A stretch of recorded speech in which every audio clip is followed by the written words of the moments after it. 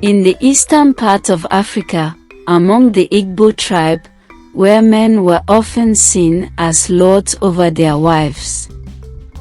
This is the story of Obiageli, a beautiful, tall, chocolate-skinned, 26-year-old woman with an oval face and a pointed nose. Because of her beauty, men were drawn to her wherever she went. Many suitors tried their luck, proposing to her whenever they had the chance. But Obiageli had one dream: she wanted to marry a wealthy businessman. She turned down several suitors who didn't meet her standards, waiting for the perfect man to come along. Her dream finally came true when she met Mr. Yuba, a hardworking businessman who sold farm tools and was very wealthy. They met during the new Yam Festival, where Obiageli performed in a traditional dance.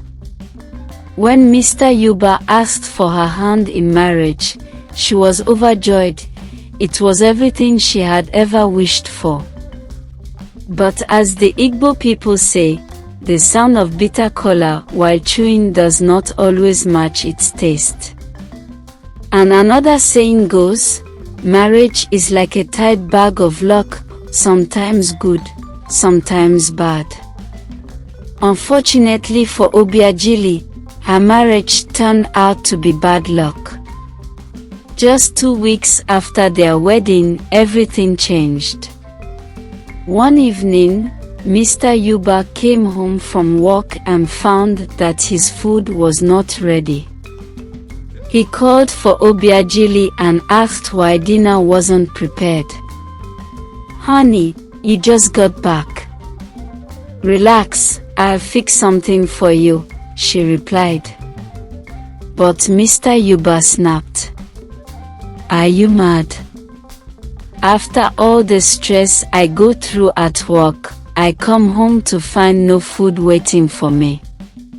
Obiageli, shocked, responded, "Is that why you're asking if I'm mad? Do you think I just sleep all day while you're at work?" That was all it took for Mr. Yuba to slap her. Furious, Obiageli grabbed his shirt and shouted, "You will kill me today." Her husband struggled to free himself, but she held on tightly. In response, he started beating her until she finally let go. That night marked the beginning of her nightmare. Days later, Obiageli prepared dinner and waited for her husband to return home so they could eat together. But that night, he didn't come back on time. She kept telling herself, "Let me wait for another 5 minutes." She repeated it several times, and found herself waiting for hours, until she finally fell asleep in the living room. At midnight, loud knocking at the door woke her up. Mr. Yuba had finally returned. When she opened the door, she yelled, "Where are you coming from at this time of the night?" She stood with her hands on her waist, blocking him from entering. Mr. Yuba tried to get past her, but she blocked him again. Furious, he slapped her. "So you locked me outside my own house?" he shouted. As usual, Obiageli threw herself at him, screaming, "You will kill me today." And once again, he beat her mercilessly. This cycle of violence continued for years. Obiageli suffered 2 miscarriages due to the abuse. She felt hopeless. One day, she told herself, "This is not normal.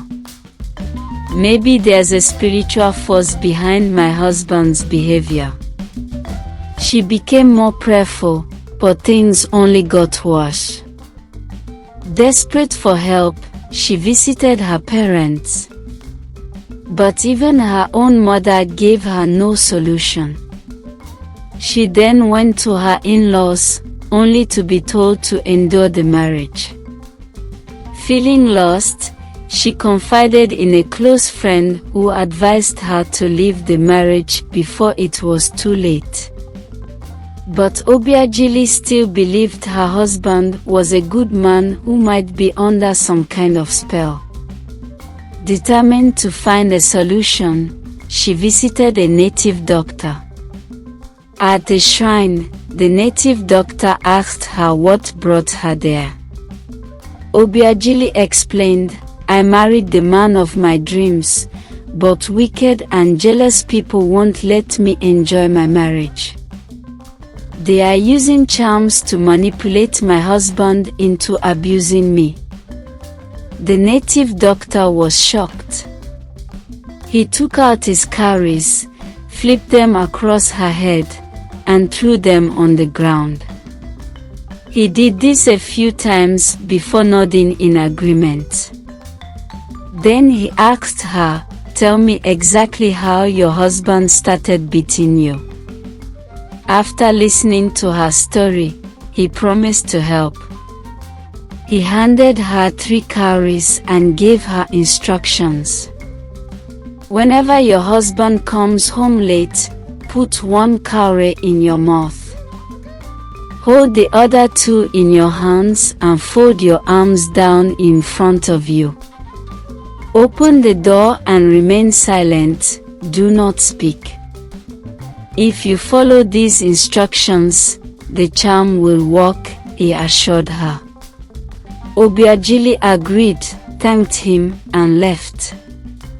The very next day, when an argument was about to start, Obiageli quickly followed the native doctor's instructions.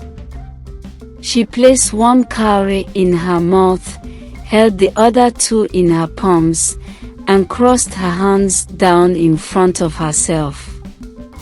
Her husband raised his voice, expecting her to react, but she remained silent. He tried harder to provoke her, but she stayed calm. That day, for the first time in years, Mr. Yuba did not lay a finger on her. Each time he got angry, Obiageli used the same method. Slowly, her husband began treating her with love and respect.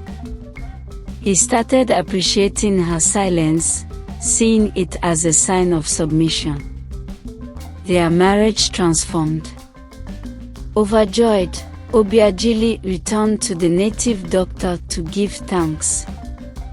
"Baba, you are too much. Those charms you gave me worked. My husband no longer beats me. In fact, I can now say I am happily married." She gave him an envelope filled with money, as a token of appreciation. The native doctor smiled and said, "Do you want your marriage to remain sweet, or even sweeter?" "Yes, Baba," she responded eagerly. "Then listen carefully," he said. "What I gave you were just ordinary cowries. There was no charm in them."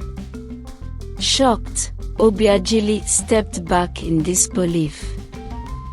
The native doctor continued, "When I checked, there was no spiritual attack on your marriage.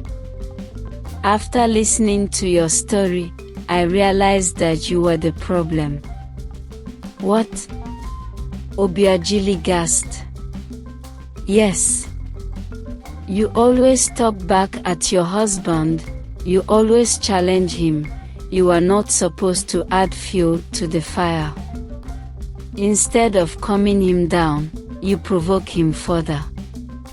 In the other hands, your husband acts violently whenever he was challenged. The cowries were just a trick to keep your mouth shut and your hands from pointing at him." Tears filled Obiageli's eyes. The native doctor smiled. "Now that you know the truth, continue practicing self-control. You'll see that your marriage will remain peaceful. From that day forward, Obiageli followed the advice. Her marriage became filled with love and joy. She later gave birth to a baby girl, then twins, who were boys, and finally another baby girl. She and Mr. Yuba lived happily ever after. Moral lessons. To some married women, your words and attitude might be fueling the problems in your marriage. Not every issue is spiritual. Sometimes, all it takes is self-control and wisdom to restore peace.